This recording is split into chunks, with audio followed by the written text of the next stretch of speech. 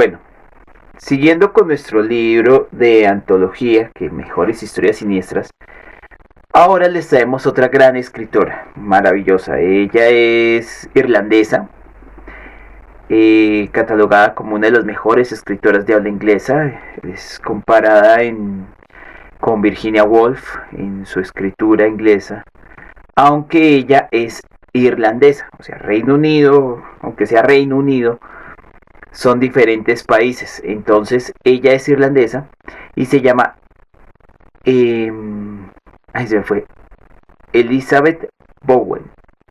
Elizabeth Bowen. Vamos a tratar con ella un texto que se llama La amante del demonio. No confundan a Elizabeth Bowen con la reina Isabel. Sí, el nombre es dirá muy parecido o algo así, no. Es una escritora, tiene muy buenos libros, muy buenas novelas.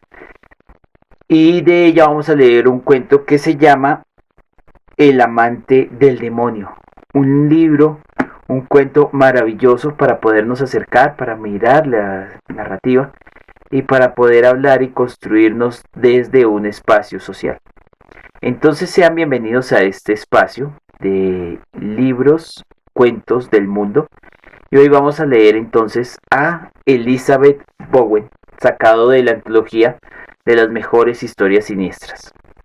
Espero que les guste, espero que se diviertan y espero que sientan escalofríos como yo lo sentí al leer este texto. Sean bienvenidos. La amante del demonio, Elizabeth Bowen.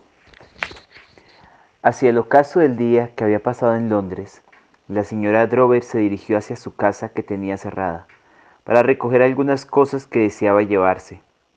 Unas eran de su propiedad, otras de su familia, que ahora vivía en el campo. Era un día de finales de agosto, pesado y nuboso. En aquel momento, los árboles del paseo relucían iluminados por un amarillento sol de atardecer húmedo. Por entre las nubes bajas, cargadas de tormenta, asomaban retazos de chimeneas y parapetos. En su calle familiar, reinaba una atmósfera irreal. Un gato jugueteaba por aquellos lugares, pero ninguna mirada humana observaba el regreso de la señora Drover. Colocándose algunos paquetes bajo el brazo, introdujo con lentitud la llave en una cerradura poco dispuesta a recibirla, y tras darle una vuelta empujó la puerta con un golpe de rodilla. Un hálito muerto salió de su encuentro, mientras la mujer penetraba en el interior.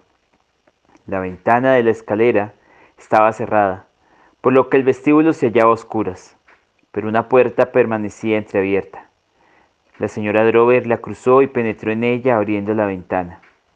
Era una mujer prosaica, pero entonces, al mirar a su alrededor, quedó más perpleja de lo que estimaba ser capaz tras las huellas de su larga experiencia de la vida. Viendo la mancha amarillenta sobre la repisa de mármol de la chimenea, el anillo olvidado dentro de un vaso encima del escritorio, la rasgadura en el papel que cubría la pared donde siempre golpeaba el pomo cada vez que la puerta se abría bruscamente. El piano, trasladado a un almacén, dejó unas señales parecidas a arañazos sobre el parquet. Aunque no había mucho polvo, cada objeto tenía cubierto por una ligera película, y como que la única ventilación procedía de la chimenea. El salón entero había adquirido un olor peculiar. La señora Drover dejó sus paquetes encima del escritorio y salió de la habitación para dirigirse al piso alto. Los objetos que había ido a buscar se guardaban en un arcón del dormitorio. Estaba ansiosa por ver en qué estado se encontraba la casa, pues el portero que se cuidaba de ella junto con otras de la vecindad estaba de vacaciones y sabía que ella no iba a volver. Aún en el mejor de los casos no vigilaría mucho, y la mujer no estaba muy segura de fiarse de él. Había algunas resquebrajaduras en las paredes producidas por el último bombardeo, y deseaba echarles un vistazo, aunque no pudiera hacer nada. Un rayo de luz se filtraba por una rendija y cruzaba el vestíbulo. Se detuvo sorprendida ante la mesa del vestíbulo. Había una carta para ella. Pensó primero que el vigilante habría regresado, pero aún así, ¿a quién se le ocurriría echar una carta en el buzón, viendo que la casa estaba cerrada? No era una circular ni una factura, y en la oficina de correos le enviaban al campo las cartas que se recibían destinadas a ella. El vigilante, aun cuando estuviera de regreso, no podía saber qué ella pasaría en Londres aquel día. Su visita tenía el propósito de la sorpresa, por lo que su negligencia en lo referente a aquella carta abandonada allí, en medio del polvo, la anonadaba. Sorprendida, tomó la carta, que no tenía sello. Tal vez no era importante, o si no. Tomó la carta y subió rápidamente escaleras arriba sin echarle siquiera una mirada, hasta que llegó a la que había sido su habitación, donde encendió la luz. Daba a los jardines donde el sol se había ocultado. Las nubes se arremolinaban alrededor de los árboles y el césped, sumido casi en la oscuridad. Su aversión a mirar otra vez la carta nacía del hecho de que la atemorizaba el que alguien desdeñara sus costumbres. No obstante, en la tensión que precede a la lluvia, la leyó. Contenía unas pocas líneas. Querida Kathleen, no habrás olvidado que hoy es nuestro aniversario y el día que acordamos. Los años han pasado lenta y rápidamente. En vista de que nada ha cambiado, tengo confianza en que habrás mantenido tu promesa. Me apenó el hecho de que dejaras Londres, pero me satisfacía saber que estarás de vuelta a tiempo. Debes esperarme, por tanto, a la hora convenida. Hasta entonces, K. La señora Drover miró la fecha. Era de aquel día. Dejó la carta sobre la cama y luego la volvió a coger para leerla suavemente. Sus labios, bajo las huellas del lápiz labial, empezaron a ponerse blancos. Se dio cuenta del cambio que experimentaba su propio rostro y acudió al espejo. Le pasó la mano para quitarle el polvo que lo cubría y se miró furtivamente. El espejo le devolvió la imagen de una mujer de 44 años, de mirada sorprendida bajo el borde del sombrero caído hacia adelante. No se había empolvado desde que salió de la tienda donde tomó solo el té. Las perlas que su marido le regaló el día de su boda colgaban alrededor de su flaco cuello, ocultándose dentro del escote en forma de V de su jersey de lana rosa, tejido por su hermana mientras todos se reunían alrededor del fuego. La expresión normal de la señora Drover era la impaciencia controlada, pero de asentimiento. Desde el nacimiento del tercero de sus hijos, atacada por una enfermedad grave, tenía un tic muscular intermitente en la comisura izquierda de su boca. Pero a pesar de ello, podía sostener una expresión que era a la vez enérgica y tranquila, volviéndose de espaldas a su propia imagen en un modo tan precipitado como empleado para buscarla. Se dirigió al arcón donde se hallaban sus cosas y abrió la cerradura, levantando la tapa y se puso de rodillas para revolverlo. Cuando empezó a descargar el aguacero, no pudo contener una fugaz mirada por encima de su hombro hacia la cama, donde estaba la carta. Tras la cortina de agua, la campana de la iglesia, que todavía se mantenía en pie, desgranó 6 campanadas mientras la mujer, con temor creciente, contaba cada uno de los lentos tonques. La hora convenida. Dios mío, dijo para sí, ¿qué hora? ¿Cómo iba a pensar? Después de 25 años. La jovencita que hablaba con el soldado en el jardín no había visto su rostro por entero. La oscuridad era absoluta y ellos se despedían bajo un árbol. Ahora y entonces le parecía como si al no verle en aquellos momentos intensos jamás le hubiera visto. Se daba cuenta de su presencia por los breves instantes en los que él le apretaba la mano con fuerza contra los botones de su uniforme hasta hacerle daño. El corte del botón en la palma de su mano sería un único recuerdo. Estaba tan cerca al fin de su licencia en que vino de Francia que ella solo deseaba que se hubiera ido. Fue en agosto de 1916. Kathleen se apartó un poco y miró intimidada a los ojos del soldado, creyendo ver resplandores espectrales en sus ojos. Volviéndose y mirando por encima del césped, vio a través de las ramas de los árboles la ventana del salón iluminada. Contuvo el aliento al pensar que podría volver corriendo a los brazos cariñosos de su madre y su hermana y llorar. ¿Qué será de mí? ¿Qué será de mí? Se ha marchado. Dándose cuenta de que contenía el aliento, el soldado le dijo, ¿tienes frío? Te marchas lejos. No tan lejos como crees. No te comprendo. No tienes por qué hacerlo, dijo. Ya comprenderás cuando sea el momento. Acuérdate de la que convinimos. Pero aquello fueron suposiciones. Estaré contigo, insistió el soldado. Más tarde o más temprano, no lo olvides. Lo único que tienes que hacer es esperar. Solo un minuto más y sería libre de correr por el prado silencioso, mirando a través de la ventana a su madre y a su hermana, para las que era invisible. Comprendió que de repente que aquella extraña promesa la apartaba del resto de la especie humana. Ninguna otra cosa hubiera podido hacerla sentirse tan desamparada, tan perdida. No podía haber empeñado un pacto más siniestro. Kathleen lo resistió muy bien cuando algunos meses más tarde dieron por muerto a su prometido. Su familia no solo la apoyó, sino que incluso fue capaz de alabar su valor sin límites. No podían lamentar la pérdida de alguien de quien tampoco sabían. Esperaban que al cabo de 1 o 2 años ella misma se consolaría. Si únicamente se hubiera tratado de consuelo, las cosas habrían marchado mucho mejor. Pero no fue un simple disgusto. Su pena era algo completamente anormal. No tuvo que rechazar a nuevos pretendientes porque estos no aparecieron. Durante años no tuvo ningún atractivo para los hombres hasta que, al aproximarse a los treintena, sus reacciones se hicieron más naturales, hasta el punto de tranquilizar la ansiedad de su familia. Empezó a sobreponerse y a los 32 años se sintió gratamente aliviada al verse cortejada por William Druber. Se casó con él y ambos se establecieron en una parte tranquila de Kensington. En aquella casa pasaron los años, nacieron sus hijos y vivieron hasta llegar los bombardeos de la siguiente guerra. Sus movimientos como esposa de Druber eran limitados y desechó la idea de que alguien la estaba espiando. Tal como estaban las cosas, vivo o muerto, el autor de la carta solo pretendía amenazarla. Cansada de permanecer de rodillas y con la espalda expuesta en la habitación, vacía, la señora Drover se apartó del arcón para sentarse en una silla, cuyo respaldo estaba firmemente apoyado en la pared.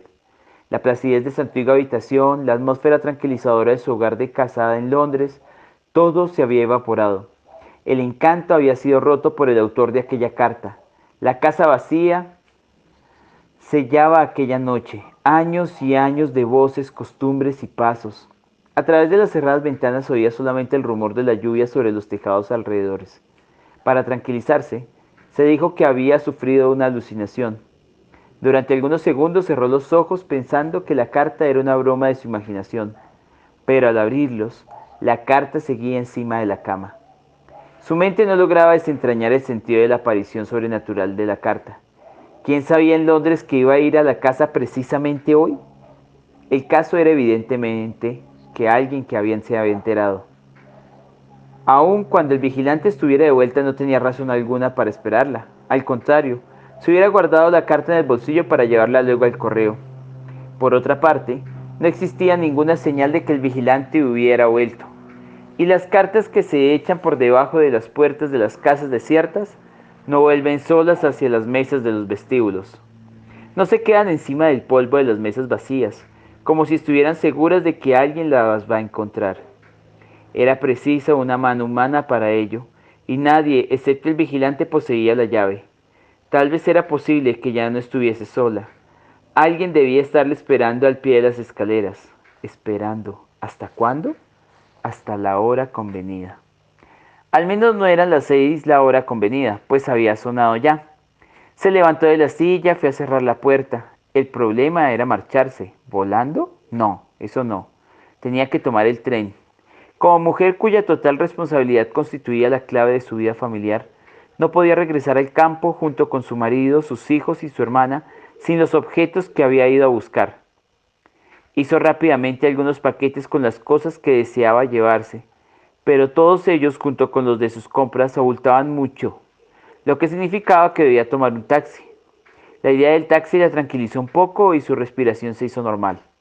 Llamaré ahora un taxi, no tardará en llegar, le esperaré, oiré el ruido del motor y bajaré tranquilamente hasta el vestíbulo. Voy a llamar, pero no, la línea telefónica está cortada. Tiró de un nudo que había atado mal. Volar. Jamás fue cariñoso conmigo en realidad, no le recuerdo así. Mamá decía que no me consideraba. Amar es considerar a la persona amada. ¿Y qué hizo él? ¿Solo hacerme prometer aquello? No puedo recordar que... Pero se dio cuenta de que sí podía recordar. Recordaba con terrible agudeza que los 25 años transcurridos parecían disolverse como humo. Instintivamente miró a la señora que quedó marcada en la palma de su mano.